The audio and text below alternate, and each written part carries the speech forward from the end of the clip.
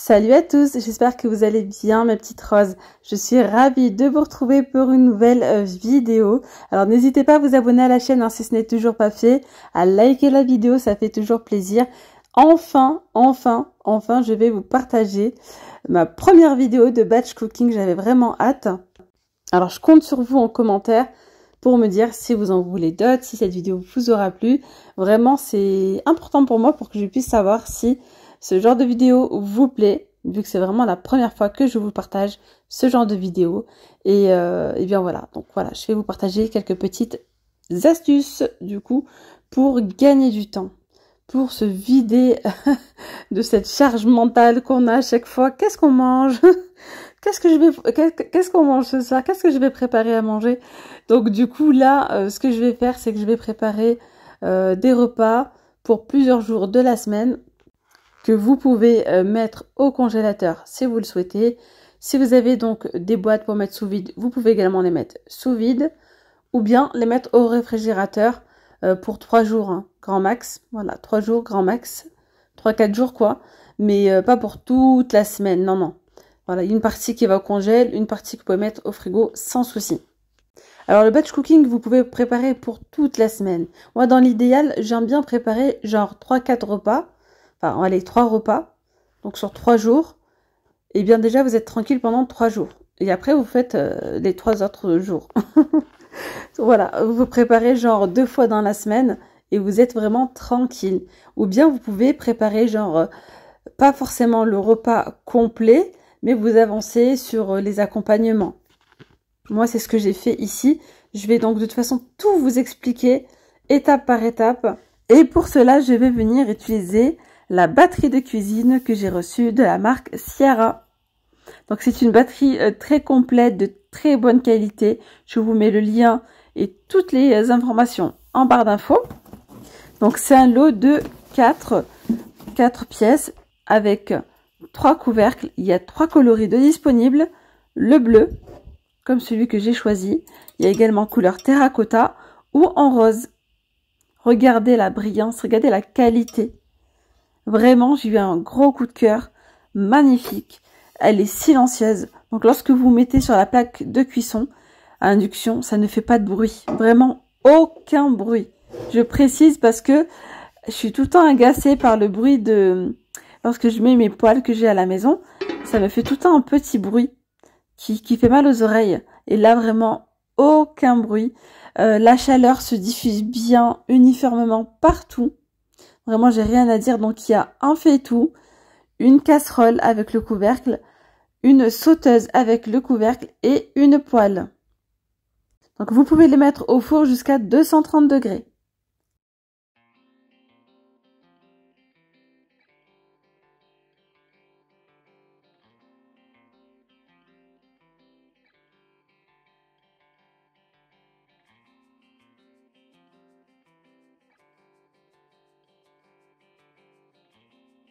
Allez, je vais commencer avec la première recette. D'ailleurs, c'est ma recette favorite. Elle est trop bonne. C'est une tuerie. Donc, en fait, on va réaliser ensemble du riz et on va mettre une sauce par-dessus, une sauce bien épaisse, une sauce épicée un petit peu avec du poulet et des légumes. C'est une recette facile à réaliser. Donc là, j'ai 2 ou 3 gousses d'ail, 3 grosses gousses d'ail, 3 oignons, un petit peu de persil et de coriandre. Voilà, donc je vais mettre tout ça dans mon hachoir et on va hacher tout ça manuellement.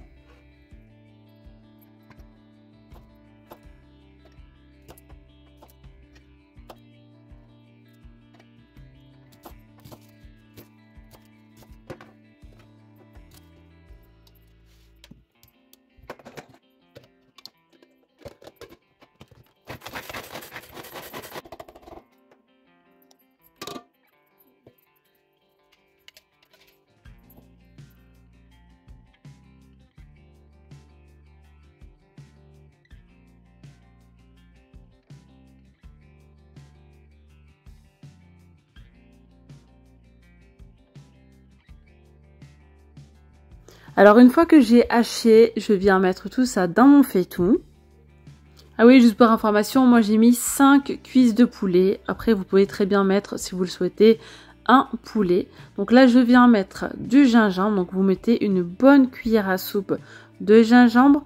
Ensuite, vous mettez une bonne cuillère à soupe également de curcuma. Voilà, vous salez. Donc là, je mets du sel. Je rajoute de l'huile d'olive.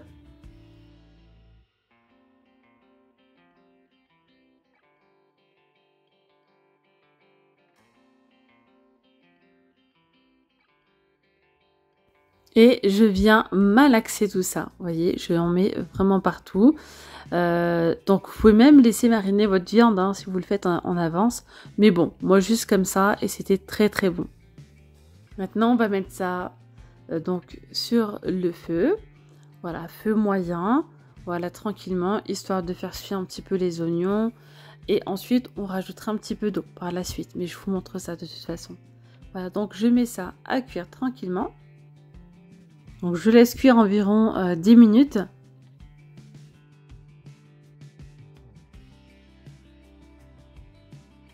Je mélange un petit peu mon poulet et là je vais venir ajouter 50 ml d'eau. Voilà, et je vais laisser cuire tranquillement jusqu'à ce que ma viande soit bien cuite. Donc ça met entre 30 et 40 minutes. Voilà. Au bout de 30 minutes, la viande elle est cuite. Voilà, nous, on aime bien quand c'est bien cuit. Alors, à mes cuissons, je viens retourner mes cuisses. Voilà, je mets un petit coup comme ça de couteau pour voir si c'est cuit ou pas. Là, j'ai vu qu'il manquait encore un petit peu de cuisson, donc j'en profite pour retourner mes cuisses. Alors, après 40 minutes de cuisson, mais 40 minutes à feu moyen doux, hein. Voilà, on a une belle viande bien cuite, donc le poulet est cuit. La sauce, vous voyez, elle est assez épaisse, mais vous pouvez la faire réduire. D'ailleurs, si vous souhaitez vous arrêter là, vous pouvez très bien faire un petit tagine comme ça d'olive. En faisant juste cette recette-là, vous enlevez le poulet comme ça et vous rajoutez des olives ou des pommes de terre et vous laissez réduire. Voilà. Et moi là, je vais détourner la recette. Donc j'enlève mon poulet que je vais mettre au four doré. Voilà.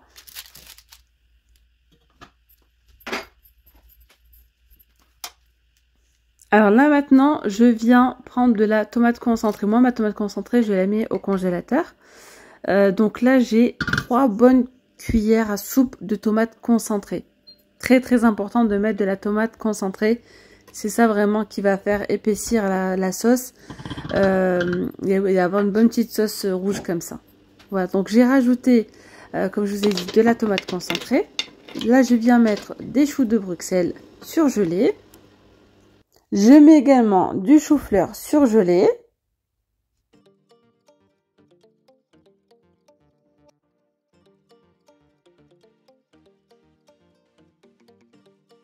Et là, je viens rajouter une aubergine, voilà, que j'ai coupée donc en 4.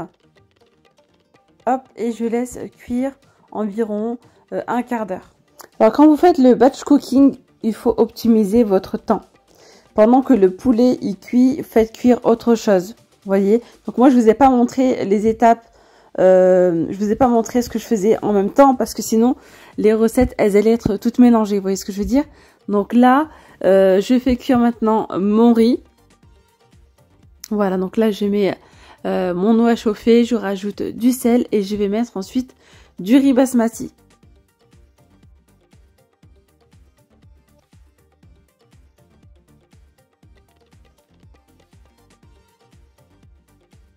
Maintenant que mes légumes sont cuits, je viens rajouter les rondelles de carottes.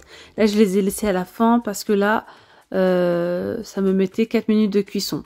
Voilà. Donc, je voulais pas les mettre en même temps que les choux, sinon ça allait devenir de la purée. Voilà, donc j'ai mis mes carottes vraiment à la fin. Et vous êtes libre de mettre les légumes que vous souhaitez. Mais je vous conseille vraiment de mettre les choux de Bruxelles. Ça apporte un goût de dingue. Et là, c'est l'indispensable pour cette recette, pour pas rater cette recette, vraiment. C'est ce qui change tout. C'est le petit piment comme ça, entier. Voilà, je l'ai acheté au grand frais. Et franchement, ça change tout. Alors, mettez-le pas trop longtemps parce que si ça fissure, vous voyez, ça va être vraiment pimenté. Là, ça va juste dégager. Il est très parfumé hein, comme piment. Là, je le laisse vraiment, ça va genre infuser, enfin, ça va parfumer, voilà. Mais je veux pas trop ce côté pimenté, sinon les enfants pourront pas manger. Et là, vraiment, ça a juste parfumé. Donc, je le laisse cuire en même temps que les carottes. Je laisse cuire au total 10 minutes environ le piment. Ensuite, je l'enlève. Donc là, mon riz est cuit. Je vais l'égoutter et le mettre de côté. Et en attendant, je continue. Donc là, je remets de l'eau. Je vais faire cuire des choux-fleurs.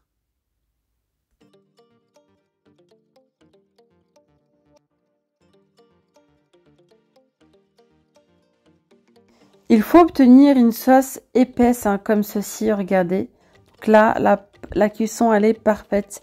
Super, donc le poulet, il est en train de dorer au four. Le riz, il est cuit et la sauce, c'est pareil, donc nickel.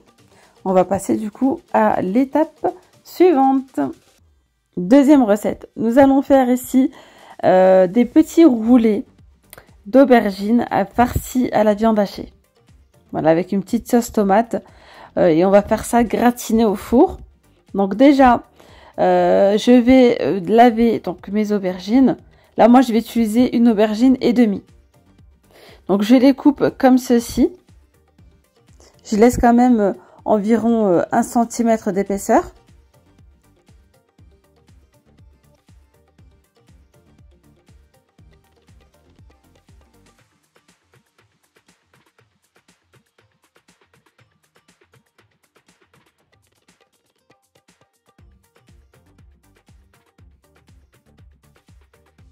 Et là maintenant, je vais faire des petites entailles comme ça croisées sur toutes les tranches d'aubergines.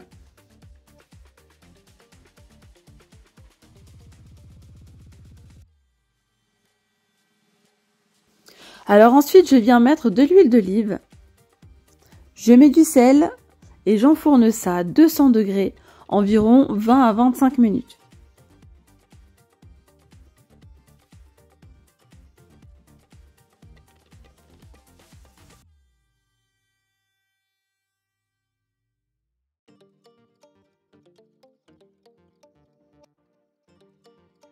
Alors, pendant que les aubergines sont en train de cuire, là, on va préparer la viande hachée.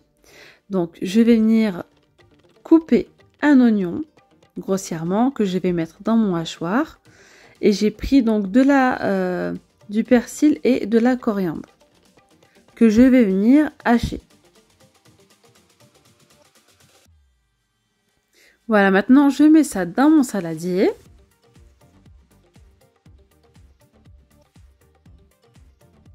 Et je rajoute 500 g de viande hachée. Alors, en épices, je viens mettre une cuillère à soupe de cumin. Donc, normalement, je mets du paprika, mais il ne m'en restait plus. Normalement, si vous avez du paprika, mettez une bonne cuillère à soupe de paprika. Donc là, j'ai mis un petit peu de curcuma. Je viens mettre du sel. Et je viens mélanger le tout.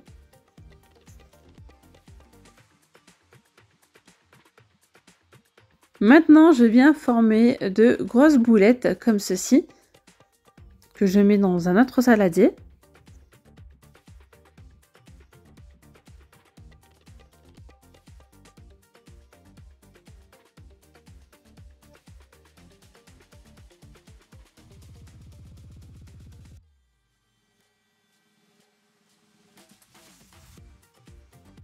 Allez, on passe maintenant à la troisième étape de cette recette. Donc là, je viens mettre un petit peu d'huile d'olive sur ma poêle. Je vais venir hacher une gousse d'ail.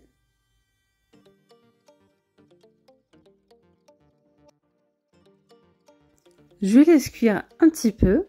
Ensuite, je vais rajouter une brique de purée de tomates.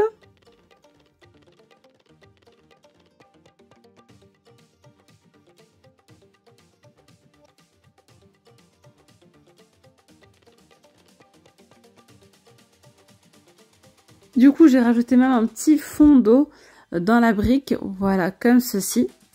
Maintenant, je viens mettre une bonne petite dose d'échalotes.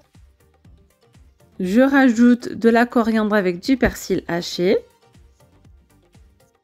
Et là, je viens mettre donc les épices. Je rajoute un petit peu de gingembre, un petit peu de curcuma et un petit peu de cumin.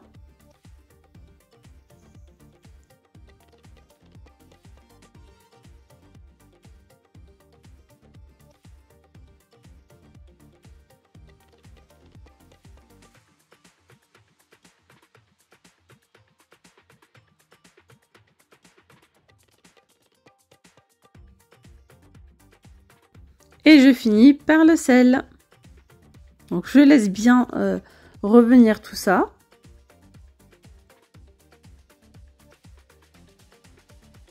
Une fois que ça a bien cuit comme ceci, vous voyez, on a une bonne petite sauce tomate bien épaisse. On peut éteindre le feu.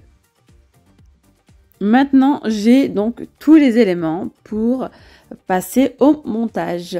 Donc là, je viens prendre un plat. Je viens mettre de la sauce tomate que nous avons préparée ensemble. Pour le coup, je viens mettre un peu plus de la moitié dans le fond.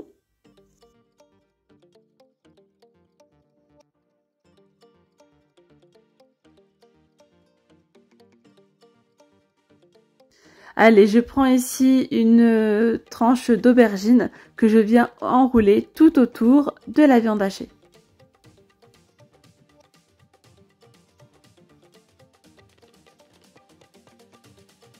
Je viens le disposer sur la sauce tomate. Alors, comme vous pouvez le voir là-bas, dans le saladier, il me reste encore de la viande hachée en boulettes. Ça, c'est normal, c'est parce que j'ai l'un de mes enfants qui n'aime pas l'aubergine. Donc, je les ai laissés nature. Je rajoute ensuite par-dessus encore de la sauce tomate. Et je vais venir rajouter des tranches de tomates. D'ailleurs, vous pouvez mettre, si vous le souhaitez, de la pomme de terre, pourquoi pas. Voilà, au lieu de mettre la tomate, vous pouvez mettre comme ça des petites tranches de pommes de terre, pourquoi pas. Voilà, donc là, ce plat, je ne vais pas l'enfourner. Je ne vais pas l'enfourner parce que je ne vais pas le manger aujourd'hui. Donc, je le prépare. Il est déjà prêt, vous voyez, à être enfourné. Il me manquera juste à mettre du fromage râpé avec un petit peu de mozzarella râpé. Et j'aurai plus qu'à enfourner. Vous voyez ce que je veux dire? Mais moi, je vais le laisser comme ça dans le réfrigérateur. Donc, c'est pas le résultat final. La viande hachée, là, elle est encore, elle n'est pas cuite. Hein. Donc, voilà. Le jour où je voudrais le manger, j'aurai juste à l'enfourner et le laisser cuire quelques minutes. Ça cuit vraiment très rapidement.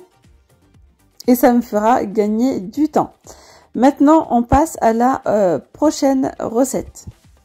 Alors là, on va faire une préparation épinards, ricotta et viande hachée. Qu'on va pouvoir accompagner soit de pâtes, de riz, de blé, ou bien ça peut être également, vous pouvez également l'utiliser pour faire des farces avec de la pâte feuilletée, avec des feuilles de briques. Voilà, c'est super bon. Donc je vous partage la recette. Là, je viens mettre tout simplement du beurre. Voilà, un bon petit morceau de beurre. Un oignon que j'ai finement haché. On va laisser suer donc les oignons un petit peu.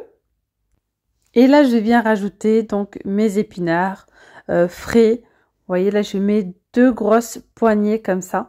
En fait, les épinards, vous voyez qu'une fois qu'ils sont cuits, il reste plus rien. Donc, n'hésitez pas à en mettre pas mal parce que vraiment, à la cuisson, ça réduit énormément. Je viens mettre un petit peu d'huile d'olive par-dessus et je laisse, donc je vais couvrir et laisser cuire tranquillement. Maintenant, je viens donc mélanger mes épinards avec les oignons et je vais continuer à laisser réduire, vous voyez.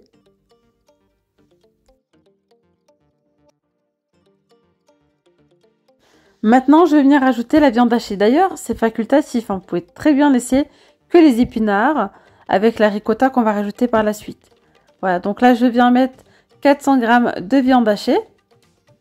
Donc, on va laisser cuire le tout ensemble. Alors, en épices, je mets aucune épice. Je viens mettre juste du sel pour saler, tout simplement.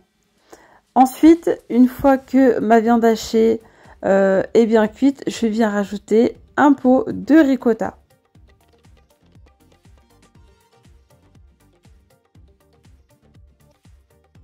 Et je viens rajouter du parmesan. C'est l'équivalent de 4 à 5 cuillères à soupe rasées hein, de parmesan. Vraiment, c'est super bon. Ça va venir apporter du goût. Et je termine ici avec une cuillère à soupe de crème fraîche légère. Je dis bien légère parce que la ricotta, c'est assez épais. Et là, c'est un délice. Donc, je viens réserver ça. Je mets ça dans mon plat. Voilà.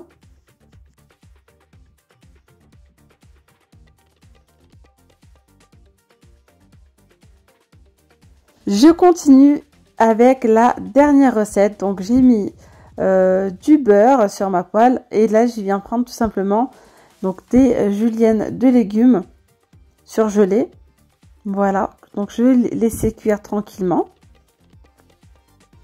Une fois que les légumes sont cuits, je viens rajouter une brique de crème liquide entière.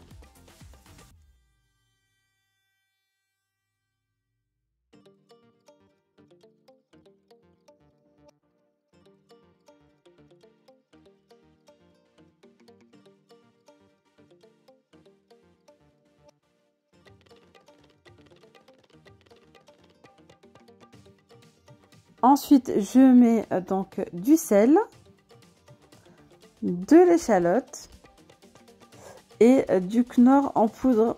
Donc c'est un mélange, hein. Vous allez voir, donc il y a de la ciboulette, du romarin, je crois. Non, c'est de la ciboulette avec de l'aneth, donc j'en mets un petit peu. Ça vient rehausser le plat.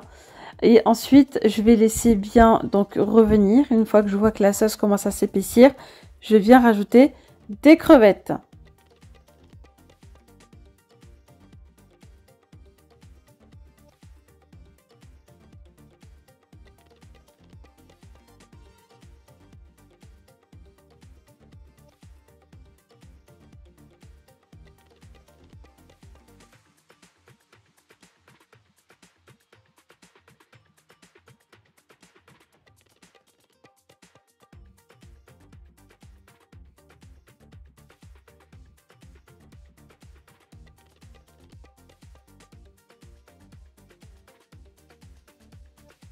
Voilà, donc maintenant c'est cuit. Je vais vous montrer du coup tout ce que nous avons préparé ensemble. Donc voilà ce que ça donne. On a préparé tout ça ensemble. Franchement, c'est génial. Je vais être tranquille pendant quelques jours. Donc je vous montre, je vais commencer ici avec le premier plat. Voici du coup le plat qui va aller avec le riz, hein, donc la sauce avec les légumes. On a une sauce bien épaisse, épicée, parfumée. Du riz blanc, donc du riz basmati. Donc là, le riz, je vais pouvoir l'utiliser pour ce plat-là et pour un autre. Hein. Là, vu la quantité qu'il y a, je pense que c'est beaucoup. Et il y a également du coup les cuisses de poulet juste à côté, bien dorées. Donc tout ce que je vous montre là, vous pouvez tout surgeler. Vous pouvez tout mettre au congélateur. Attention par contre pour les viandes, prenez bien de la viande fraîche. Voilà, il ne faut pas recongeler un produit qui a déjà été décongelé. Pareil pour les légumes, hein, voilà. Donc du coup, ici, il y a un premier plat. Ensuite, j'ai fait ici donc la julienne de légumes avec les crevettes.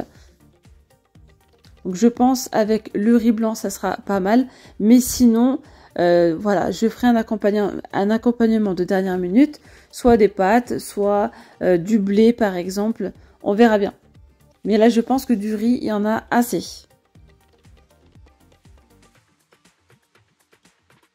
Ici, j'ai du chou-fleur. Les enfants aiment bien manger le chou-fleur en salade avec une petite vinaigrette comme ça sur le dessus. D'ailleurs, pareil, après, je vais sûrement rajouter des petites salades. Voilà, pourquoi pas, je verrai bien.